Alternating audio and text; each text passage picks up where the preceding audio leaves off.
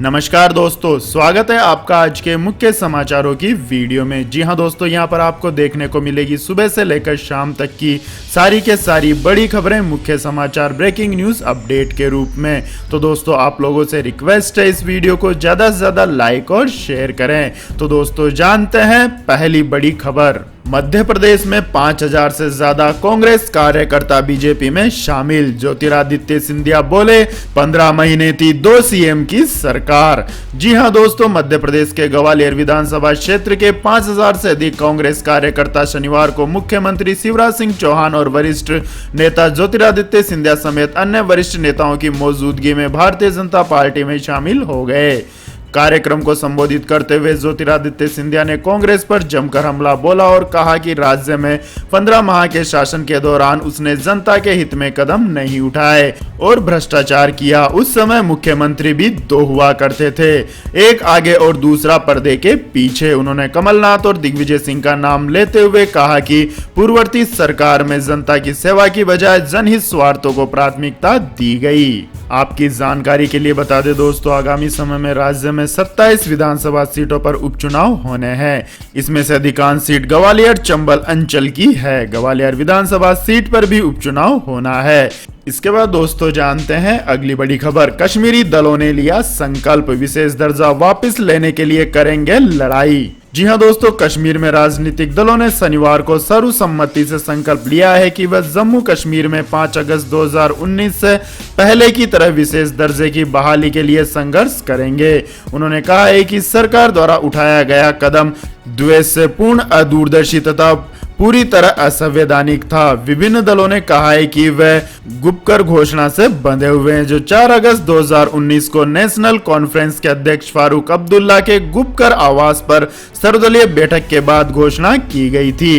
वहीं बीजेपी ने अनुच्छेदों को फिर से बहाल किए जाने की बात को दिवा स्वप्न देखना और असंभव जैसा होना बताया है। इसके बाद दोस्तों, रुक करते हैं अगली बड़ी खबर का। रामविलास पासवान ने कहा खिलौनों के लिए क्वालिटी कंट्रोल स्टैंडर्ड 1 सितंबर से होगा लागू। जी हां दोस्तों, उपभोक्ता मामलों के मंत्री रामविलास पासवान ने शुक्रवार को कहा है कि 1 सितंबर से आयातित खिलौने की अनिवार्यता गुणवत्ता जांच के बाद ही भारत में एंट्री करने की अनुमति दी जाएगी।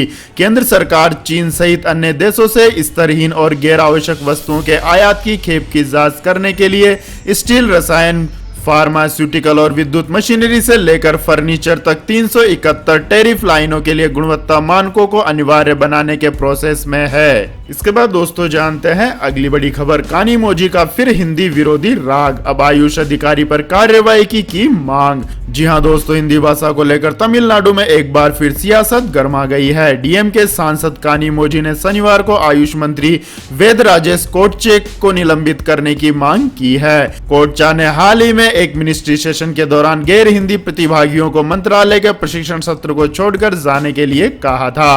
राजेश कोटचा के इस बयान की कानीमोजी ने निंदा की है और उनके खिलाफ अनुशासनात्मक कार्रवाई की मांग की है। इसके बाद दोस्तों, जानते हैं अगली बड़ी खबर। रेलवे ने रद्द किए 44 semi high speed Vande Bharat train बनाने का टेंडर। बोली में शामिल थी चीनी कंपनी। जी हां दोस्तों, लद्दाख की गलवान घाटी में सीमा विवाद के बाद भारत की ओर से चीनी कंपनियों के खिलाफ कार्यवाही की जा रही है। अब भारतीय रेलवे ने 44 semi high speed Vande Bharat train बनाने का टेंडर रद्द कर दिया है। समझा जा रहा है कि इस ट्रेनों को बनाने के लिए भारतीय कंपनियों के साथ एक चीनी कंपनी के संयुक्त उपक्रम की ओर से बोली लगाने के कारण रेलवे ने यह फैसला लिया है। रेलवे ने ट्वीट के जरिए शुक्रवार देर रात टेंडर रद्द करने की जानकारी दी। इसके बाद दोस्तों, जानते हैं अगली बड़ी खबर। पाक ने पहली बार माना कराची में रहता है दाऊद। एफएटीएफ के एक्शन से बचने के लिए हाफिज सईद और मसूद पर भी सख्ती। जी हां दोस्तों, पाकिस्तान ने 27 साल तक नानकुर करने के बाद आखिरकार यह बात कबूल कर ली है कि 1993 के मुंबई बम धमाकों का मास्टरमाइंड और भारत का मोस्ट वांटेड आतंकी दाऊद इब्राहिम वहीं रहता है। पाकिस्तान द्वारा जारी 88 आतंकियों की सूची में दाऊद का भी नाम है। यह भी बताया गया है कि दाऊद 14 पासपोर्ट रखता है और कराची में उसके 3 घर हैं। फाइनेंशियल एक्शन टास्क फोर्स के ब्लैक लिस्ट में आने से बचने के लिए पाकिस्तान ने इन आतंकवादियों पर कड़े वित्तीय प्रतिबंध लगाए हैं। इन सभी की संपत्तियों को जब्त करने और बैंक खातों को फ्रीज करने का आदेश दिया गया है। इन पर ट्रेवल बैन भी लगाया गया है। इसके बाद दोस्तों जानते हैं अगली बड़ी खबर। लेकिन दोस्तों अगली खबर जानने से पहले आप लोगों से गुजारिश है कि इस वीडियो में दिखाई गई खबरें अगर आपको पसंद आई हो तो इस वीडियो को लाइक करें, कमेंट करें और हमारे चैनल को सब्सक्राइब करें। तो दोस्तों जानते हैं अगली बड़ी खबर। देश की इन दो बड़ी कंपनियों ने किया विलय का ऐलान, बनेगी तीसरी सबसे बड़ी इंश्योरेंस कंपनी। जी हां दोस्तों, general insurance company ICICI Lombard और भारतीय एक्सा का विलय होगा।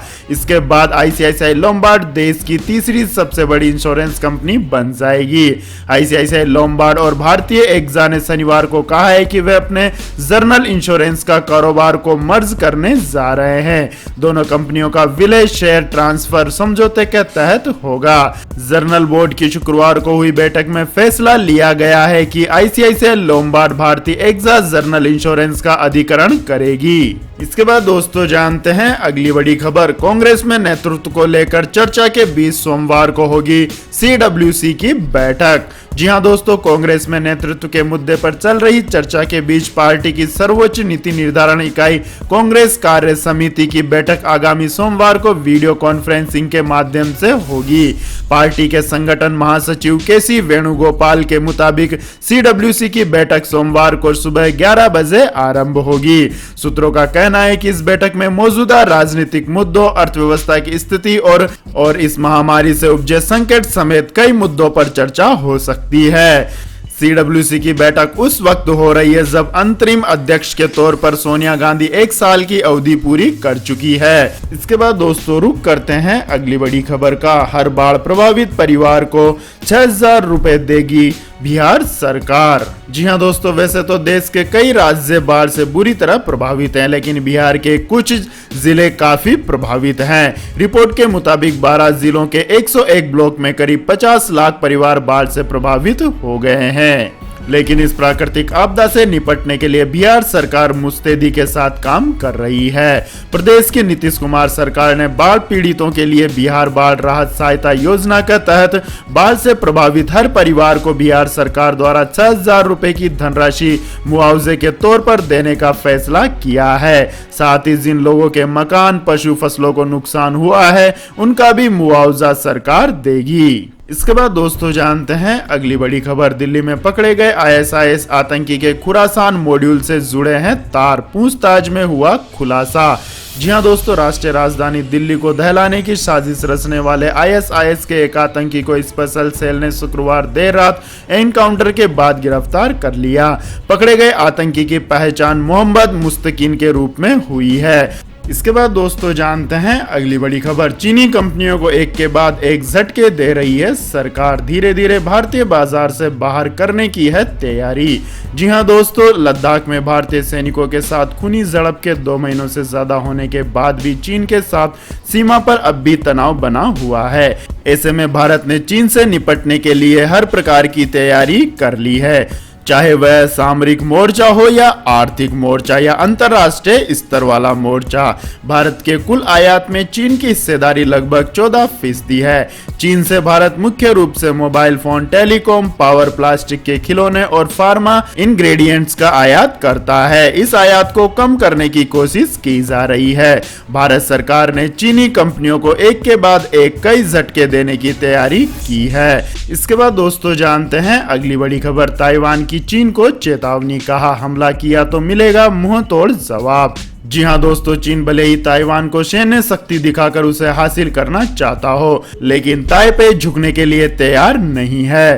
ताइवान की सेना ने साफ किया है कि वह भले ही किसी से दुश्मनी ना बढ़ाए, उनके खिलाफ विरोधी एक्शन पर चुप नहीं रहेगी। आपको बता दें कि पिछले दिनों ऐसी खबरें आई थी कि चीन ने साउथ चाइना सी में ताइवान के इलाके पर कब्जा करने के लिए युद्धाभ्यास के नाम पर हजारों सैनिकों को उतार दिया है, और इसके जवाब में ताइवान ने भी लगभग 200 मरीन कमांडोज की एक कंपनी को प्रतास द्वीप पर भेजा है। ताइवान की सेना ने भी अब अपने इरादों की झलक दिखाई है।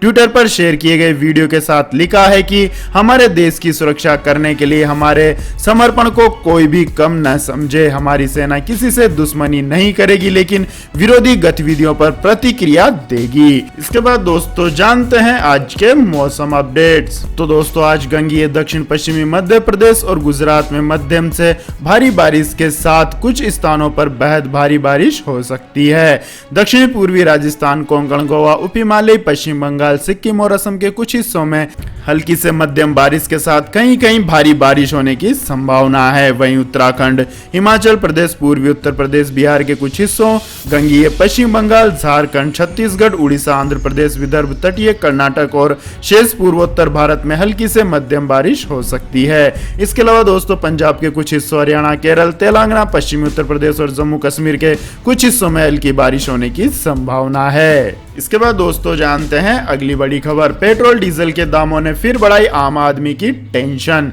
जी हां दोस्तों, जून के बाद एक बार फिर से पेट्रोल डीजल की कीमतों में तेजी देखने को मिल रही है। ऐसे में आम आदमी की टेंशन और अधिक बढ़ती जा रही है। सरकारी तेल कंपनियों ने आज पेट्रोल की कीमतों में इजाफा किया है, जिससे देश की राष्ट्रीय राजधानी दिल्ली में पेट्रोल की कीमत 16 पैसे प्रति लीटर बढ़ गई है, जिससे दिल्ली में पेट्रोल के दाम 81 रुपए 35 पैसे प्रति लीटर हो गए हैं। वहीं डीजल के दामों में कोई इजाफा नहीं किया गया और डीजल के दाम 73 रुपए 56 पैसे अपने पूर्ववर्ती दामों पर ही बने हुए हैं। इसके बाद दोस्तों जानते हैं अगली बड़ी खबर। 10वीं पास के लिए रेलवे में निकली 4500 वैकेंसी, ऐसे करे आवेदन। जी हां दोस्तों, रेलवे में 10वीं पास कैंडिडेट्स के लिए सरकारी वैकेंसी निकली है। नॉर्थर्न फ्रंटियर रेलवे ने एक्ट अप्रेंटिस के हजारों पद पर भर्तियों के लिए नोटिफिकेशन जारी किया है। इस वैकेंसी पर आवेदन प्रक्रिया 16 अगस्त 2020 से शुरू हो गई है। वहीं आवेदन करने की अंतिम तारीख 15 सितंबर 2020 है। इस वैकेंसी में कुल पदों की संख्या 4499 है। इस वैकेंसी पर आवेदन करने के लिए सामान्य ओबीसी कैंडिडेट्स को 100 रुपए आवेदन शुल्क देना होगा। इसके अलावा महिलाओं के लिए आवेदन फ्री है। आवेदन शुल्क का भुगतान debit card, credit card, net banking या SBI चालान के जरिए किया जा सकता है। इस वैकेंसी पर आवेदन करने के लिए कैंडिडेट के पास 12वीं का सर्टिफिकेट होना जरूरी है। इसके साथ ही 50% अंक होने जरूरी हैं। इसके बाद दोस्तों जानते हैं अगली बड़ी खबर। नेपाली जमीन पर धीरे धीरे चीन जमा रहा है कब्जा। जी हां दोस्तों, चिकनी चुपड़ी बात और मदद के नाम पर नेपाल की जमीन को चीन निगल रहा है। यूं कहे तो क्या नेपाली जमीन पर चीन कब्जा कर रहा है? दरअसल यह सवाल इसलिए उठ रहा है क्योंकि नेपाल के कृषि विभाग की सर्वे रिपोर्ट ने यह जानकारी दी है कि चीन से लगे 7 जिलों की भूभाग पर चीनी सरकार जमीन पर कब्जा कर रही है और नेपाल चुप बैठा है। नेपाली जमीन पर कब्जा करने के साथ ही चीन भौगोलिक बदलाव भी कर रहा है। चीनी अतिक्रमण के बारे में बताया जा रहा है कि सरकार की तरफ से अतिक्रमण संबंधित आंकड़ों को छिपाया जा रहा है। वास्तविक हालात कुछ और हैं और नेपाली कम्युनिस्ट पार्टी चीन की विस्तारवादी नीति पर पर्दा डालने का काम कर रही है। ऐसे में माना जा रहा है कि जमीन हथियाने की रफ्तार तेजी से बढ़ी है और चाइनीज कम्युनिस्ट पार्टी नाराज ना हो इसके लिए केपी शर्मा ओली की जुबान बंद है। वो सब कुछ देखते हैं और समझते हुए नहीं बोल रहे हैं। चीन की इस तरह की हरकत पर न केवल विपक्षी दल आरोप लगा रहे हैं बल्कि पुष्प कमल दाल प्रचंड भी मोर्चा खोले हुए हैं जो ओली के विरोधी हैं। इसके बाद दोस्तों जानते हैं अगली बड़ी खबर। केट ने IPL 2020 को आत्मनिर्भर भारत पर बताया बड़ा आघात। जी हां दोस्तों, खुदरा कारोबारियों के संगठन federation of all India trade यानी कि केट ने भारतीय क्रिकेट कंट्रोल बोर्ड द्वारा आयोजित किए जाने वाले इंडियन प्रीमियर लीग प्रतियोगिता को आत्मनिर्भर भारत और वोकल फॉर लोकल अभियान के लिए बड़ा झटका बताया है। संगठन ने IPL में चीन की कंपनियों के निवेश का जिक्र करते हुए कहा है कि यह आयोजन आत्मनिर्भर भारत के आह्वान पर एक बड़ा आघात है। केट ने एक बयान में कहा है कि ड्रीम 11 कंपनी IPL की टाइटल प्रायोजक और 5 टीमों की सह प्रायोजक है। इस कंपनी में चीन की कंपनी टेंसेट ग्लोबल का निवेश है। संगठन ने कहा है कि टेंसेट ग्लोबल के निवेश वाली कंपनी बाइजू भारतीय क्रिकेट टीम की प्रायोजक है। इसी तरह अलीबाबा के निवेश वाली कंपनी पेटीएम भारतीय क्रिकेट टीम की टाइटल प्रायोजक और दिल्ली कैपिटल्स की सह प्रायोजक है। अलीबाबा के निवेश वाली एक अन्य कंपनी जोमेटो रॉयल चैलेंजर्स की सह प्रायोजक और अन्य IPL टीमों की भोजन डिलीवरी भागीदारी है। इसके बाद दोस्तों जानते हैं अगली बड़ी खबर। भारत में जल्द लॉन्च होगा सैमसंग गैलेक्सी M51, मिलेगी 7000 mAh की पावरफुल बैटरी। जी हां दोस्तों, सैमसंग अपने पावरफुल फोन गैलेक्सी M31 के बाद अब जल्द ही M सीरीज का नया स्मार्टफोन M51 लॉन्च करेगी। आपको बता दें कि आने वाले फोन गैलेक्सी M51 में 7000 mAh की बैटरी दी जाएगी। फोन को लेकर कुछ नई जानकारियां लीक हुई है, जिसमें फोन के कई फीचर सामने आए हैं। रिपोर्ट के मुताबिक सैमसंग गैलेक्सी M51 में गैलेक्सी M31s की तरह ही पंच होल डिजाइन दिया जाएगा और इस फोन में 6.7 इंच का super AMOLED FHD plus display दिया जा सकता है। साथ ही यह भी कहा गया है कि यह फोन USB 2.0 Type-C पोर्ट और Bluetooth 5.0 के साथ आएगा। तो यह थी दोस्तों आज की सभी महत्वपूर्ण बड़ी खबरें। तो दोस्तों आपको हमारा ये वीडियो कैसा लगा कमेंट करके जरूर बताएं और हमारे इस वीडियो को अधिक से अधिक लाइक और शेयर करें। साथ ही हमारे चैनल को सब्सक्राइब करके बेल आइकन का बटन भी दबा लें। धन्यवाद। जय हिंद, जय भारत, वंदे मातरम।